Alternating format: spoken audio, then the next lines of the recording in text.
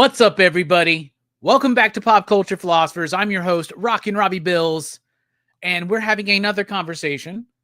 I feel like I've been doing these back-to-back for the last couple of days, but you know what? This is what I love to do, so let's continue to do it. Now we're going to have Amy in from Dynamite to talk about a few announcements, some things coming out next week, and some things going on right now crowdfunding-wise. So let's bring her in. You know her. We love her. It's Amy from Dynamite. What's up, Amy? How you doing? Thank you. It's always a pleasure being on here, Robbie. And this is like our third week in a row now, I think. Am I Yeah, wrong? I think so, right? I feel like I've done nothing but Dynamite streams for the last 2 days. But we really appreciate you for doing that, though, because we want to get the word out for all these new books. It's super exciting, especially we want people to get them for the final cutoff dates. Because I mean, they're coming up. Like, you got to talk to Paulina from Maleficent, which is really cool. And today you just spoke with Declan and Rory for Terminator Metal. And guys, reminder, these books come out in October, but yeah, check out Robbie's interviews, pre-order the books. I'm going to see if I can do my own interviews with all those guys. But I also got to look up more people to actually get in contact with other people because we have more books coming out. Wait till November. Oh my gosh. Well, you know, if it sounds like I'm complaining, I'm not, because I absolutely love it. I loved that conversation with Paulina last night. That was her second time on the channel. Right before this stream, I had a conversation with Declan Shalvey, his second time on the channel. And the first time for Rory McConville, they got the new Terminator Metal book coming up. And we had a great conversation about Terminator and their collaborative process and all that kind of stuff. So I know we got some big releases next week, Amy, including a major one involving our homie Christopher Priest.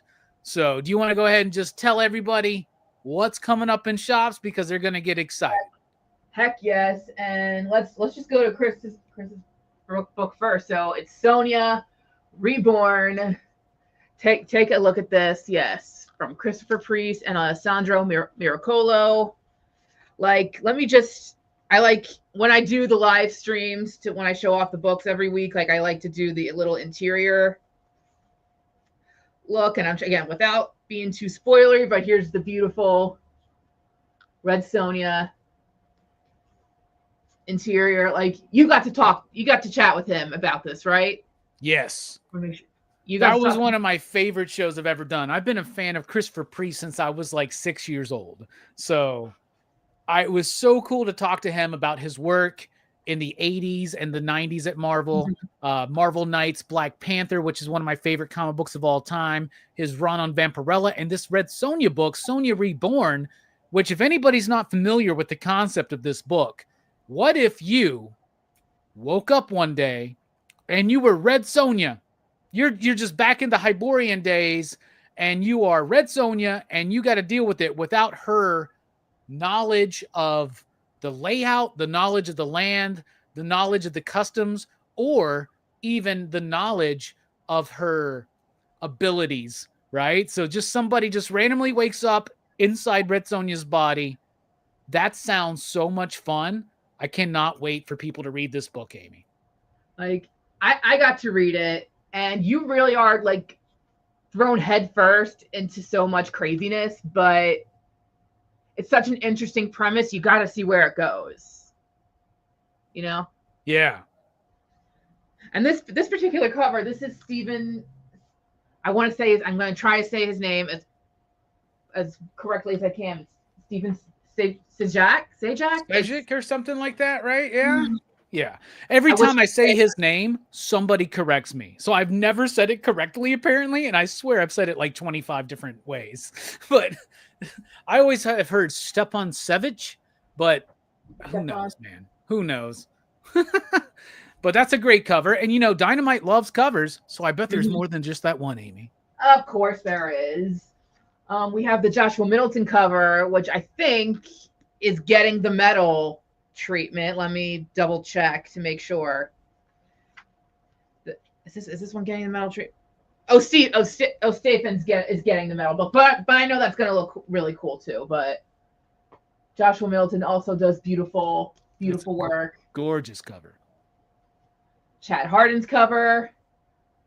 Nice look of Red Sonja in the City. Greg Land has a cover. Also nice mix of modern and old school. And then Annie Mia has her cosplay cover. Very cool. I didn't realize she was doing the cosplay cover for that. We haven't seen Mia do a cosplay cover for Dynamite in a minute, so that's super cool. It's been a minute. I think I've seen more of her Vampirella instead of her Red Sonja. Yeah, she's great. She's done a lot of writing work for y'all. She's been on my show a few times.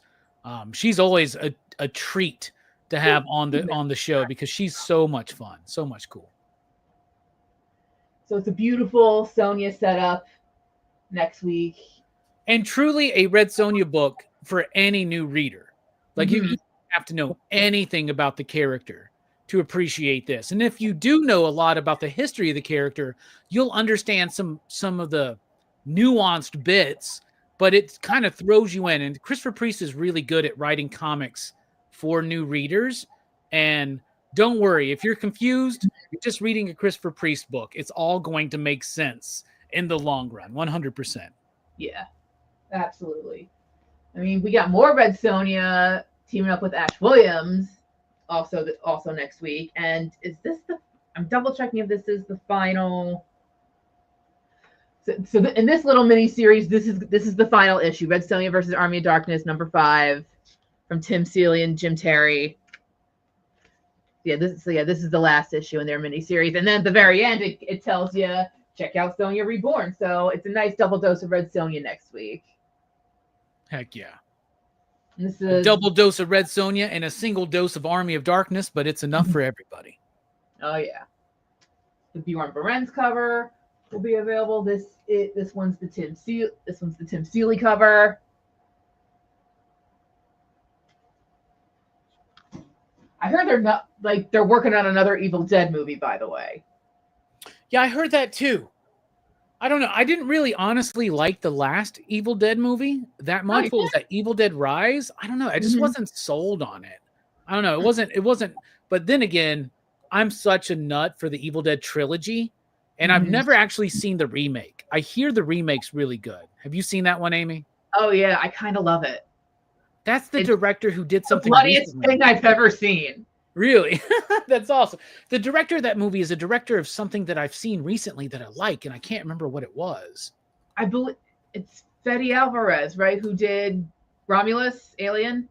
Yes, yes, Romulus. I loved Romulus. I thought Romulus was great. So yeah, I need to watch that movie. I need to get off my ass and watch that movie, Amy. That's what I need to do. Oh. Yeah. I think you'll like if you like what he did with Alien, I think you'll like what he did with Evil Dead. All right. What other covers we got?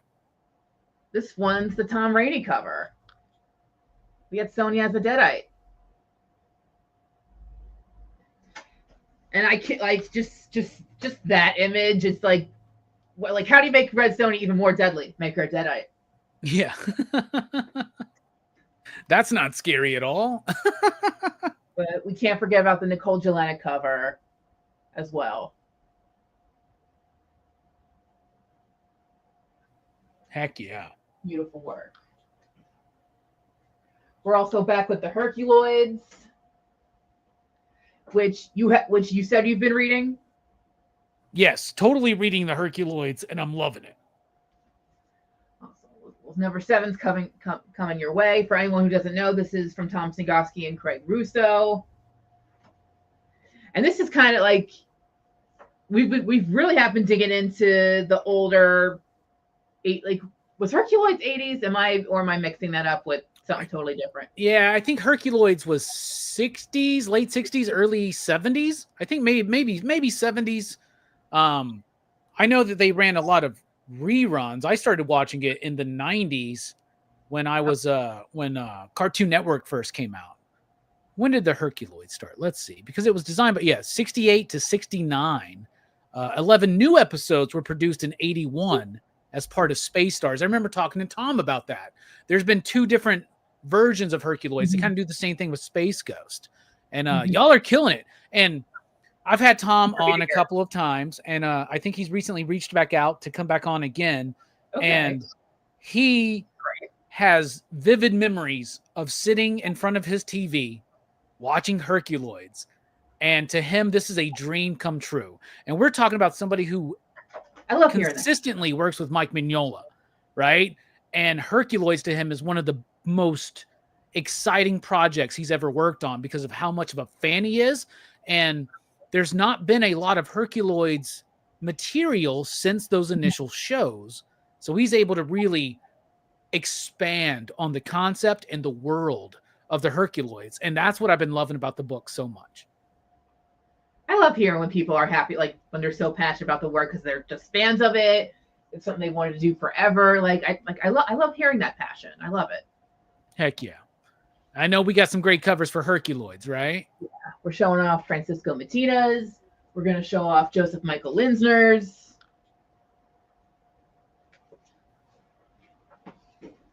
We're showing off Bjorn Beren's. We get you guys a better look. Such a dope cover. Now, is this one's Craig cover? I just want to be... Oh, Anthony Marquez. Had to be double sure. This is Anthony Marquez's cover. Heck yeah. We got 2 exciting Disney books for next week as well.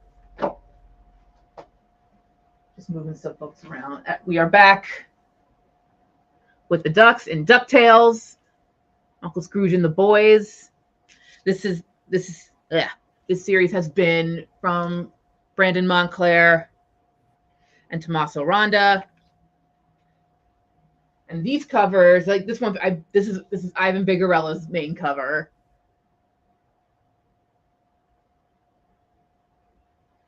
This DuckTales book's been so fun too. Brandon really knows what he's doing because he's honoring the legacy of DuckTales, but beyond that, he's honoring the legacy of Duck Comics and the importance of Don Rosa, Carl Barks onto this industry. We all the time, we like to talk about Mobius, Otomo, Kirby, the biggest names of comics to make comics what they are, but we always sometimes forget or dismiss Carl Barks and the Disney comics from back in the day. Those are some of the best comics out there. They're so well done, and he really does honor that while at the same time delivering something truly uniquely DuckTales, right? But a lot of DuckTales is based on that Carl Barks stuff, on Uncle Scrooge, Huey, Dewey, and Louie going out there on crazy adventures. Marvel's doing some stuff with Uncle Scrooge. They're doing it the Marvel way, but what y'all are doing with DuckTales is done more in the classic way. And I think that classic Scrooge and Duck comic fans will really respond to these books if y'all haven't been reading them. Just look at the covers, the theme song starts playing in your head. Woohoo! Absolutely. When y'all doing Chippendale? Come on, y'all. I think I can put together a pitch for a 5-issue Chippendale if y'all need it, Amy. Just let me know. I think we have the rights to Chippendale. I can't 100% confirm that. But hey, you never know. Again, like we got... Yeah, let's get Nick on this. We need Chippendale. We need Tailspin. Y'all already are doing Darkwing Duck and DuckTales. Hell, let's do the Adventures of the Gummy Bears. You remember that show? Here and there and bouncing everywhere.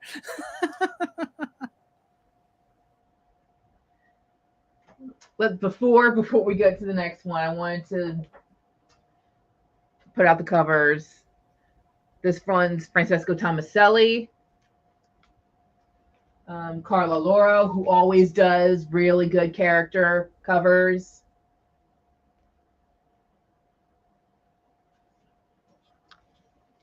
We have Drew Moss's classic Uncle Scrooge.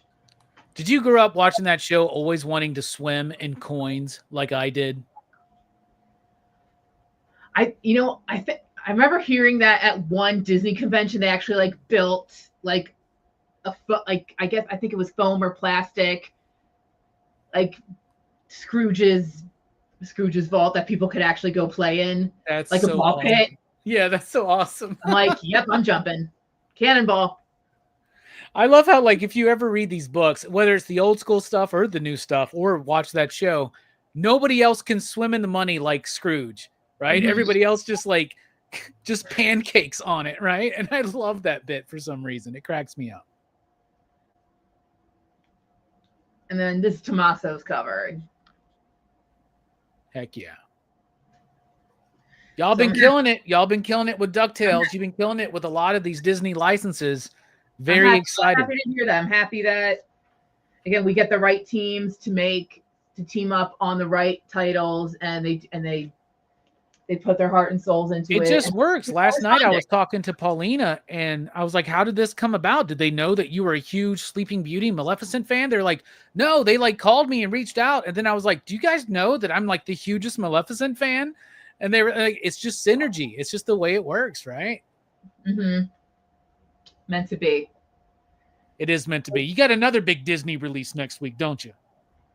From Lilo and Stitch to Stitch. And you got to have James III and Connor Ratliff, both on your show to talk about it a little bit. So now it's finally here.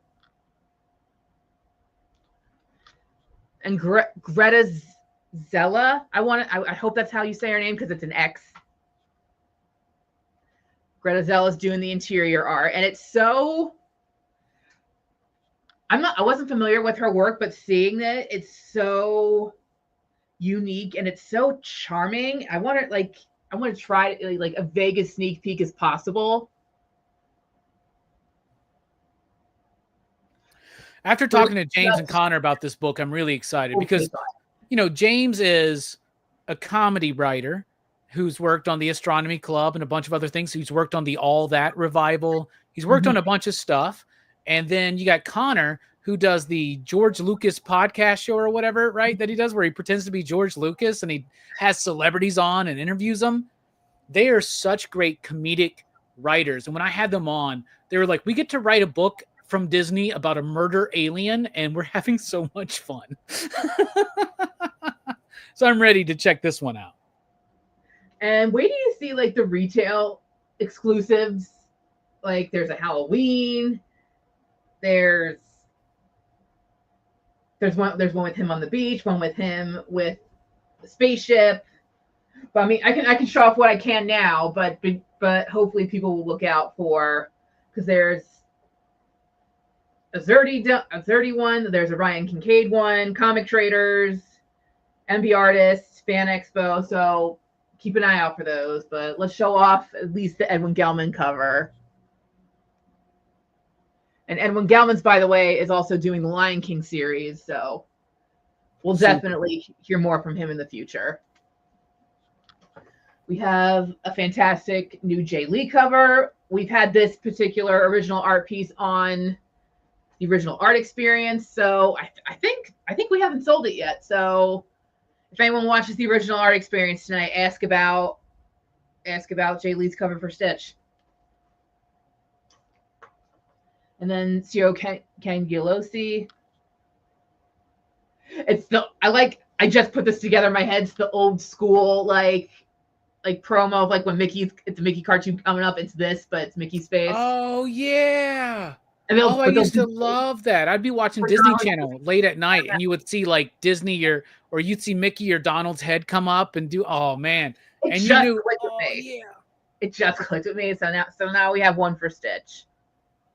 Heck yeah! And then Jennifer Mayer, she did great on the Lilo and Stitch series. She had some beautiful covers there. So now this is her Stitch cover. I wonder if this one's getting a medal, because this would look amazing. That's a great cover. When I had James and Connor on, that was the cover I used for the thumbnail, because I thought it was so gorgeous. So gorgeous. I mean, I know there'll be a foil version. There'll be the foil virgin cover. I don't know if there's a black and white. I mean, the Jay Lee will have a black and white. Doesn't look like any medals, at least not yet. But yeah, really, really fantastic cover. Yeah, that would look fire in metal, 100%. Heck yeah, looks like some great books up next week, Amy. I'm just happy that we've been able to keep it up all these weeks in a row now. And again, we're finally getting certain series out because, again, Stitch was supposed to be out a little bit earlier. I think Sonya Reborn was supposed to be out a little bit earlier. So, despite all the rearranging, these books are finally here, and people are finally going to get to read them. And there just might be some of our best stuff yet. Yeah, I mean, honestly, I think, and I'm not just saying this because you work for Dynamite, but I think Dynamite's been killing it these last couple years. And I hated that whole Diamond fiasco, but it seems like you guys are on the other end of that now. For being our new distributor. What's that?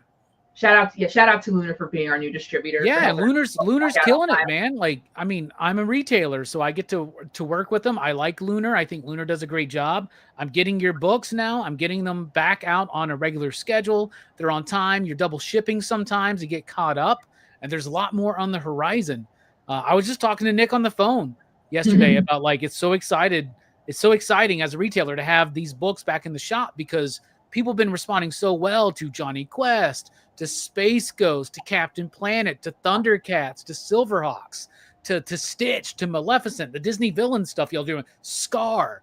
Like, kids are buying these books, and it's super freaking cool, super exciting. And Stitch is a star, right? Like, yeah. You know, I like to do this thing where we like to talk about movies when we do the show on the EXP and all that kind of stuff. And I even told everybody, because everybody's like, oh, Robbie, what's going to make $1 billion this year? Superman or Fantastic Four? I said, neither. Maybe Jurassic World, but it will outperform those two movies, which, by the way, it has. But I said the only movie I know for certain that will hit $1 billion this year is Lilo and Stitch. Guess what? It happened, Amy. I must know something. But anyway. And have you seen the live action Lilo and Stitch yet? Because I haven't, but I see that as one that I hear it'll be on Disney Plus soon. Okay, because I see that as one that would really heard mixed reactions, like some people who really liked it and some people were like, what was the point? Like, and they changed too much and they got really like, so well, let me ask you a question. Out of all the Disney live action adaptations, what to you has been the strongest that you've seen? Oh, Jungle Book, easily. Okay.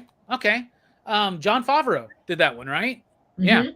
All right, Jungle Book, I can dig that. He also did The Lion King, right? I haven't seen that one, but I heard, don't bother, it's the same exact thing. Well, a lot of them kind of do that, right? In a way. The one that I really like has been Aladdin. Aladdin, I thought was amazing. Because it was the same story, but it was a little bit different enough. And they added elements and they really strengthened the character of Jasmine, in my opinion. They gave her a song. And what's her name? Naomi Scott plays Jasmine in that movie. And she sings this song called Speechless. Have you seen Aladdin yet, Amy? Aladdin I have seen a couple times. And it's a little mixed for me because I really enjoy like the first 2/3 of it. I like the actor who's Aladdin. I like the actress who's Jasmine. I like Will Smith as the genie. I love how he just did Will Smith, do what you're good at, and we don't have to compare him to what Robin Williams did. He didn't do a Robin Williams impression, right? He didn't do that. It's like, so he did the smart thing and just be natural Will Smith, and it worked. I was really impressed with his singing, to be honest. You know, we're used to him rapping, but I've never really heard him sing too much. But I was really impressed with the third act, though. I kind of fall off of it. Okay. After Whole New World, I'm like, I check out. I think it's mostly because like Jafar just doesn't quite come across as BA as he does in the original show or the original movie. But Aladdin's been my favorite, but that's also one of my favorite Disney movies. So it kind of makes sense. But I also love Jungle Book. I think the live action remake of that one was fine. Lion King was a little bit too much, just like paint by numbers. It was like the same. I don't know. And I didn't really super dig on the Maleficent books either, or the Maleficent movies. I love the book that you guys did with Sue Lee. Very excited for Paulina to do hers. So heck yeah, some good Disney stuff out there. Another episode. Like we'll have to make this a separate episode. We'll talk about. We could do a whole show about Disney. I know we could, right? Well, we'll have to make a separate episode that's just about the remakes and what the ones we thought were good and what the ones we thought just were not. I like that idea. Let's do it. All right. Now, I know you got some other things coming up or some things going on right now. Let's talk about that Humble bundle for Red Sonja. Yes, currently going on right now, the Red Sonja Humble Bundle, 20 years of Dynamite. Nearly every single Red Sonja that we've ever had is in this fabulous digital Humble Bundle, which again, Humble Bundles you can adjust with how much you want to get. You can get a small one, a medium-sized one, or a big one, and you get all the books at a sweet deal, and they all proceeds go towards a charity, and each one's different. This one is the World's Kitchen. I hope I'm saying the title right. I'll stick with that for right now. Yeah, it all goes to World's Kitchen. So I hope people check out. I hope people check it out, because each Humble Bundle we've done can raises at least a few $1,000s for each charity. So I think it helps out. It helps out a lot of people. Yeah, everybody are able to get a bunch of cool comics for a cheap price, but at the same time support a really great cause, which I think is great. You've helped many great causes through your Humble Bundles. So, heck yeah, y'all go check that out. I just dropped a link in the description. But the other thing, Amy, is just launched is a really dope Vampirella blind bag Kickstarter. Do you want to talk about that for just a second? Yes, it just launched, the Vampirella blind bag extravaganza, where it's really what I believe, because thankfully you helped make the promo for it, and what you say in the promo, you're only paying around $100 for $250 worth of items with exclusive covers. We have, and all the covers. And I want to say with the cover artists who we got to be a part of this: Peach Momoko, Alex Ross, Lucio Perillo, Frank Cho. There's so much more. Do you want me to explain it a lot better than I do? Do you want me to play the video real quick? I'll play the video real quick. It way better than I can. Here's the video. If you go to the Kickstarter page, you'll see this video. It's also here on the channel because I'm really behind this. I love Vampirella, and these are some fantastic artists. So let me see if I can do this. And here we go. Blind bags are some of the most exciting collectibles bringing joy to fans today. So we have decided for the first time ever that Dynamite will introduce the Vampirella Blind Bag Kickstarter, a high-end collector set packed with exclusives. The $100 mystery bags have a minimum value of $250 and could potentially exceed $500 with valuable and rare variants, cards, and ash cans. And to make it as special as possible, we are going to have high-end editions of Vampirella comic books from her 55-plus year history, with limited edition covers never available before. The big items will be metal or hollow foil covers worth $100 each, featuring art from J. Scott Campbell, Alex Ross, Jenny Frizen, Frank Cho, Lucio Perillo, Joe Madureira, Mark Spears, and Peach Momoko. Not only these random Dynamite high-end books, but each bag features one of 4 limited edition variations of the stunning Vampirella number 21 uncirculated archival covers by Emanuela Lupacchino, plus a buyback book, an exclusive blank variant with a few lucky fans getting one sketched by Ken Hazer, and a limited edition collector's promo card with even more rare metal and enhanced editions. You'll also receive a Vampirella number 1 ash can featuring a mix of Mark Spears and Lucio Perillo, with a mix of Virgin and logo editions. Some of these ash cans sell for over $100 alone on eBay. This is the ultimate mystery bag for diehard fans and collectors alike, so don't miss out. Every item in this set was carefully curated to celebrate Vampirella's legacy with premium content and craftsmanship. Supplies are extremely limited, so lock in your collector bag today before they're gone forever.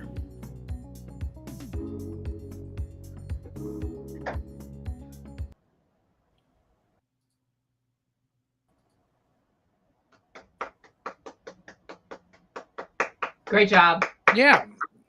Well, y'all gave me a script, so thank you. It still describes it way better than I could on my own. Cause like I have to memorize so many things. Like which books are this week, which books are next week.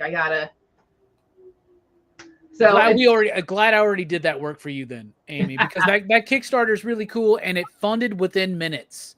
So there's no danger of you not getting your, a lot of people are like, well, I don't know. Sometimes I try to support a Kickstarter and it doesn't actually go through. Mm-hmm. Dynamite, I don't think has ever had a crowdfund never go through. And this one funded within minutes. So rest assured, you're going to get some great work from some great artists on a great character, celebrating over 50 years of Vampirella on this Kickstarter. Check out the link in the chat. Check out the link in the description. If you go through that specific link, I think it makes me look pretty decent. So y'all go check it out. Amy, thank you so much. Any final thoughts? Anything else you want to talk about? I hope everyone checks out the books for next week. I hope they check out the Red Sonja bundle. I hope they check out the Kickstarter. Thank you so much, as always, for having me. And I hope everyone has a great rest of their day. I hope it's a great weekend. You said you're going to New York. I hope you have a great time in New York. So, yeah, I'm just super thankful. Heck yeah. And, of course, the original art show tonight, right? Yes, tonight at 7, we're going to have a little Animaniacs. We're going to have some little Teenage Mutant Ninja Turtles, some Mighty Avengers. We're going to have some prelims from Mark Bagley, a little bit of Black Widow, a little bit. I'm playing the list in my head right now. We got some Hulk pages. We have some Green Arrow from Bill Sienkiewicz. So yeah, come check that out. Heck yeah. Then, of course, Monday night, we'll be over at the EXP for the Comic Collectibles show with Rex, John, me, Amy, and Nick. It's always a fun show. People pop in, they pop out, but it's always super fun. It's a great chat and some great deals and available content there. So everybody go check that out. Go check out these books from Dynamite next week. Don't forget to check out the books that are also released this week. Dynamite's got a lot of excitement coming. Amy, thank you so much for taking the time to be here to join us for the stream. You out there, thank you for the time taken out of your day to join us here live, or to join us if you're watching on the replay. Go hit those links. Go check them out. We're dipping out. We love you. Station Pop Pop.